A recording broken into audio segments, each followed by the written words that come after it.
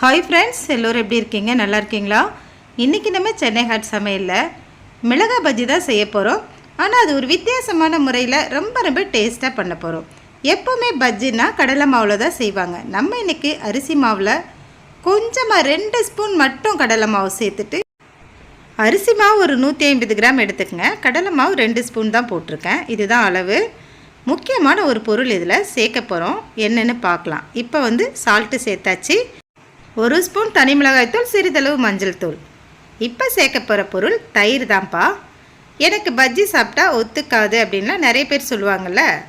இந்த மாதிரி தயிர் சேர்த்துட்டிங்கன்னா பஜ்ஜி சாப்பிட்டா எதுவுமே ஆகாது. இப்போ பெருங்காயப்பொடி சிறிதளவு சேர்த்தாச்சு. தயிர் பார்த்திங்கன்னா ஒரு 3 ஸ்பூன் அளவுக்கு சேர்த்துக்குங்க. அதுக்கப்புறம் கொஞ்சமாக தண்ணி விட்டுட்டு முதல்ல கலந்து விடலாம். இந்த அளவுக்கு மாவு எடுத்திங்கன்னா ஒரு 8 பஜ்ஜி அளவுக்கு இது சரியாக இருக்கும். 8 பஜ்ஜினா மிளகாய் பஜ்ஜி முழுசாக போடுறத நான் சொல்கிறேன். மாவு இந்த பக்குவத்துக்கு இருக்கணும்.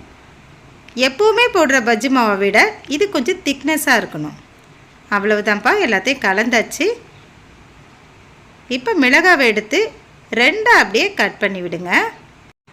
மிளகாய் பஜ்ஜி எப்போ கடையில் சாப்பிட்டாலும் மிளகாய் அப்படியே பளிச்சுன்னு தெரியும். பஜ்ஜி மாவு அதில் ஒட்டாது. அப்படி இல்லாமல் நம்ம இதே போல் மாவு உள்ளெல்லாம் வச்சுட்டு அதுக்கப்புறம் மிளகாவை நம்ம மாவுக்குள்ளே போட்டுட்டு எடுத்தோம்னா ரொம்பவும் கரெக்டாக வந்துடும். ஏற்கனவே மாவு நம்ம கொஞ்சம் திக்காக தானே பண்ணி வச்சுருக்கோம். அதனால் இது சரியாக இருக்கும். ஆயில் போட்டுட்டு இப்போ பஜ்ஜி எடுத்து நம்ம ஒவ்வொன்றா அதில் போட்டுடலாம்.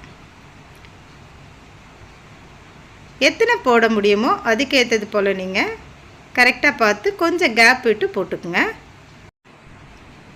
அழகாக இதை திருப்பி விடலாம். கரண்டில் திருப்பி விடுறது தான் நமக்கு பாதுகாப்பாக இருக்கும்.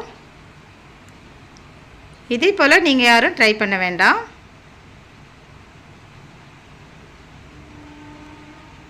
இப்போ நல்லா வெந்துடுச்சு. அழகாக திருப்பி செவந்ததுக்கப்புறம் எடுத்துடலாம். ரொம்ப டேஸ்டியான கிறிஸ்பியான மிளகாய் பஜ்ஜி நமக்கு ரெடி ஆயிடுச்சு.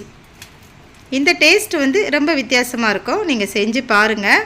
உங்களுக்கு ரொம்ப பிடிக்கும்ப்பா. நம்ம வீடியோவுக்கு இதுவரைக்கும் ஆதரவு கொடுத்துட்டு வர ஒவ்வொருவருக்கும் மனமார்ந்த நன்றி சொல்கிறேன்.